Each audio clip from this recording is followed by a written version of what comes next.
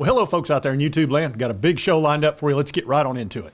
All right, folks, we're going to talk about it. What if Michigan wins?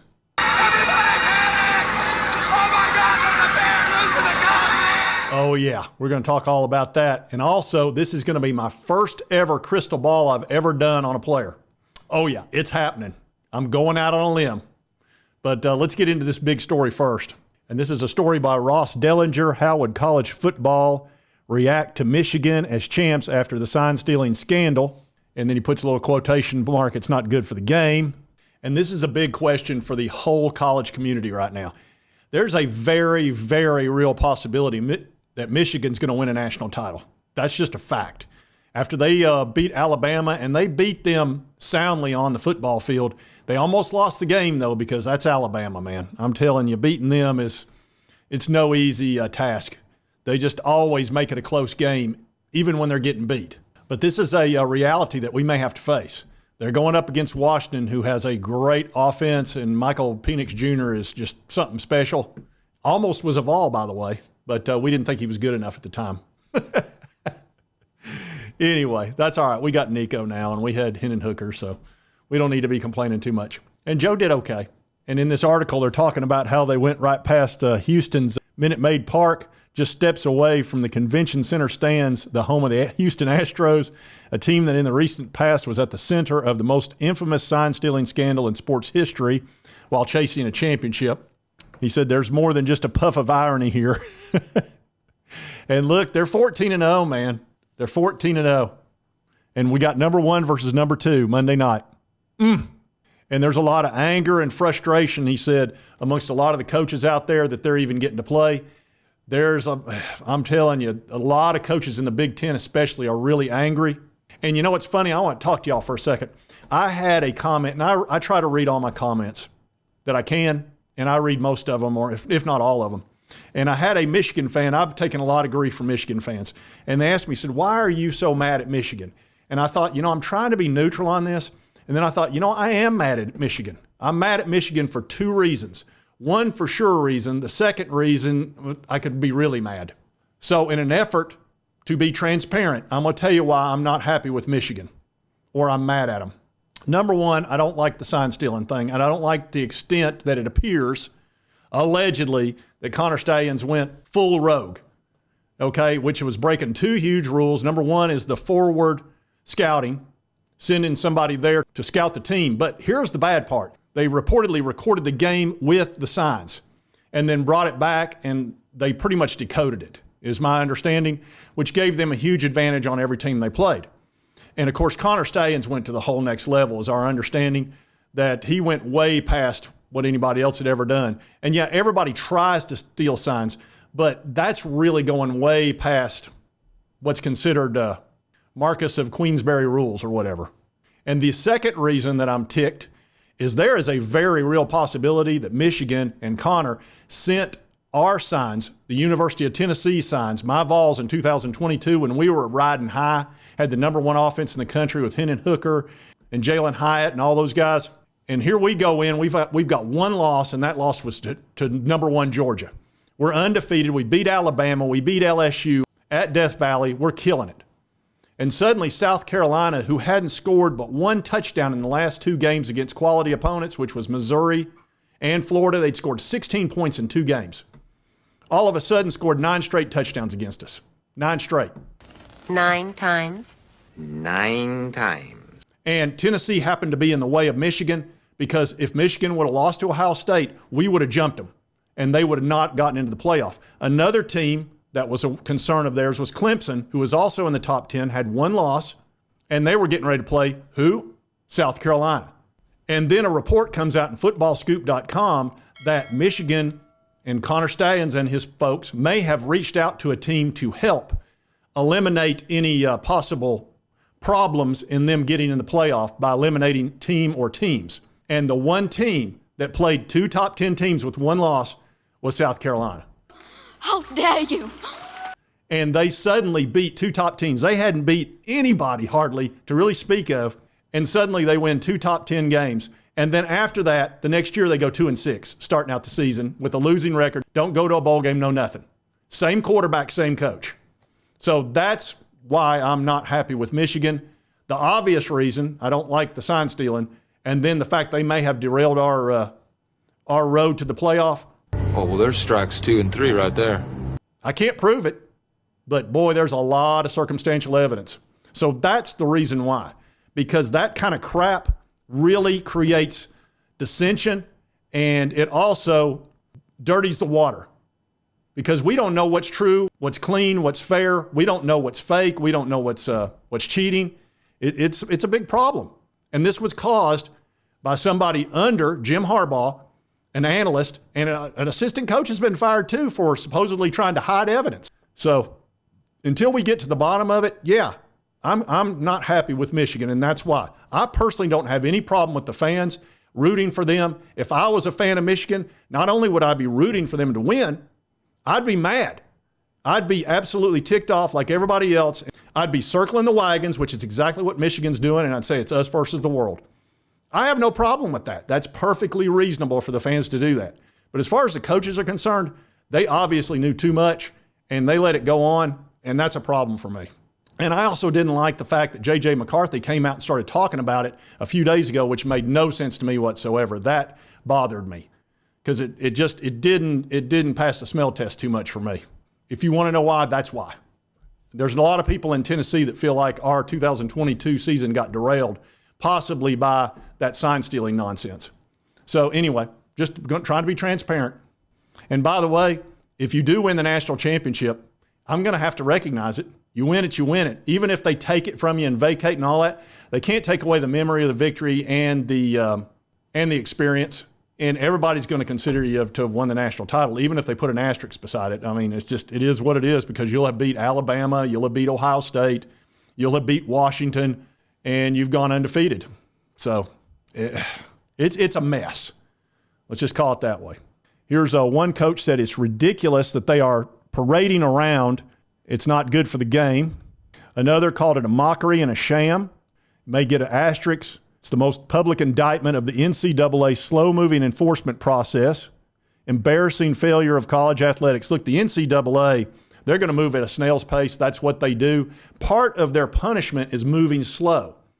That way you've got a cloud over you. And normally that's not a problem. That's normally a positive for them because they consider that part of the punishment. The problem this time is we're in the middle of a season, and they found this out early on. Normally you find out this stuff way after. They found it during the season, and Michigan won't stop losing. They have circled the wagons, like I said earlier, and they're kicking butt. It's just a fact. They bullied Alabama, and you don't bully Alabama. You just don't. They did. And it wasn't at Michigan in Ann Arbor or something like that. They did it on a neutral field.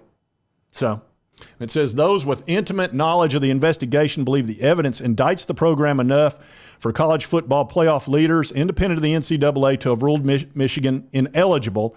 And they point to an event in November for such a stance when hours before a court hearing, the school dropped its lawsuit against the Big Ten after the league revealed a portion of that evidence to the university's leadership. That's true. I'm sorry. Never mind. Yeah, they dropped that lawsuit and said, we'll just take the 3-game suspension of our coach. We don't want to go into court over this. And it says there will be a robust conversation about it being level 1 violations, et cetera. Well, that's going to be after the fact. It talks about how they've had a competition advantage and it would be significant here, et cetera. And it talks about vacated wins, head coach suspension, scholarship reductions, future postseason bans. All are possibilities, the investigators said. But if the Wolverines claim the title to complete a 15-0 season, will it matter in retrospect? One guy screamed there ought to be a damn asterisk next to it. It's not fair. It ain't right. That's not fair. Don't raise your voice to me. If they win, they win. I'm a big believer in playing it out on the field. So some of y'all may consider that to be hypocritical. If they win, they win. They're the national champion. They were allowed to play. If the NCAA wants to put an asterisk at, they should have done something about it earlier. It's too late now. The genie's out of the box. Is that the right saying? No, genie's out of the bottle. It's out there.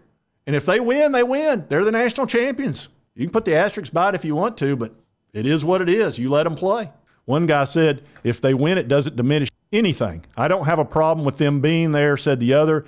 There are much more egregious things going on right now in college football. So there's a mixed bag out there. There's some people that are very passionately arguing against Michigan, and there are some like, there's worse things. So anyway, that's where we're at. Look, man, it's going to be a conversation to be had. That's for sure. And they got at least a 50% chance of winning this game. That's just a fact. They are good. Michigan's good. So be prepared to be upset if you don't like them, and be prepared to be very happy if you live in Ann Arbor. So anyway, what a story. This has been the story of a decade. It really has. And it's like an onion. Every layer you peel back, there's something new. Darndest thing I've ever seen. All right, now we're going to talk about George McIntyre. And he's probably going to be making a decision next week or 2 or 3. And he is the 5-star quarterback from Tennessee. And he is leaning towards 2 teams. He's actually got 3 teams in his list. One's LSU. I've eliminated them completely, and I'm going to show you why here in a second. The next is Alabama. I'm about to eliminate them possibly. And then there's Tennessee. So it's Tennessee and Alabama. And I'm making my crystal ball prediction right now. Oh my God! Okay, it's happening. Everybody stay calm. What's the procedure, everyone? What's the procedure? Stay calm! And I'm making it for Tennessee, and I may end up with egg on my face. So be it. I'll risk it. I think he's going to choose Tennessee, and I'm going to tell you why. Let's start with why I eliminated LSU completely. And that's this story that just happened. LSU lands #1 recruit in 2025 class, quarterback Bryce Underwood. Underwood's a 5-star, just like George McIntyre. He's slightly above him. He's the #1. George is #2. And he's picked LSU for 2025. So just go ahead and eliminate them completely out of the conversation. Now I'm about to eliminate Alabama partially, and here's why. And it's this fella right here, Julian Sayin, out of California, 5-star quarterback. He signed with Alabama in 2024. So they've already got a 5-star that's going to be 1 year ahead of George McIntyre. Now, I'm just going to tell you, as somebody that looks at this with common sense, I was a former athlete, high school athlete, and if there was one quarterback position, and let's say I wasn't a 5-star, I was a golfer. I played at UT back in the 80s. Wound up being captain at the end, but I wasn't any great player. I probably would have been considered a 3-star. And believe me, there was no NIL money, and nor would there have been for a golf anyway, unless you're Tiger Woods or something. But anyway, if I was a 5-star and they had recruited and got a 5-star right in front of me and he was going to be 1 year ahead of me, that would suck. This sucks more than anything that has ever sucked before. I wouldn't like that at all. The thing that you would like about Tennessee is their 5-star was a 23 guy, which is Nico. And if I just watched Nico score 4 touchdowns on his very first game, I'd be like, that guy's going to last 3 years and he's going to the NFL. That's exactly what I would think. He was the #1 recruit in the country, according to a couple of different services. So, he's going to ball out as long as he stays healthy. So I'd be going, okay, that'll give me 1 year to get my feet wet as a freshman. And then it's probably going to be pretty wide open my sophomore year. And me being a 5-star, and that's the way these 5-star kids think, I'm going to win that. I'm going to win that position. Now, he does have to compete with Jake Merklinger, who's a 4-star, but in my mind, I'd be thinking, well, he's a 4-star. I'm ranked ahead of him. I could possibly beat him out. Whereas I would be struggling with somebody that's a 5-star that I'd have to beat out when he's a year older than me and been in the program for a year. You could end up sitting behind him for years, which means you're going to have to transfer out. So that's no bueno. I would not like that at all. So that's why I'm going crystal ball. The other reason that I'm doing it is because one of the things that McIntyre's talked about a lot is that he's looking for that family feel, a great culture, all those sorts of things. And every recruit that comes to Tennessee, they all say it feels like a family. They all say the culture is wonderful, and they really like Coach Heupel. He's real laid back and a player's coach. And here's the other thing about Alabama. How long is Nick Saban going to be there? If you're George McIntyre and you're going to sign for 2025, we haven't even played 2024 yet. And Nick Saban's, 72 years old? He'll be 74 when you're a freshman. And he just spent like almost $20 million on a retirement home down in Jupiter, Florida, down there where Tiger Woods lives. That's a second mention of Tiger Woods. That's my third. So anyway, that's why I feel very confident that George McIntyre will pick the Vols. Like I said, I could be wrong, but I doubt it. And usually when I've got a gut feeling like this, I'm typically correct. That's why, I'm going to start doing some crystal ball stuff when I have a certain gut feeling. So anyway, that's my pick, and I'm sticking with it. And if you like this content, be sure to hit that like button. Lets me know to continue to cover all these big stories and, of course, my Vols. If you've not subscribed, it's on your right, my left. Just hit this little button. I would appreciate it. And right over here is the most recent video YouTube thinks you'll enjoy. And we'll see you next time on Sports Talk Jay.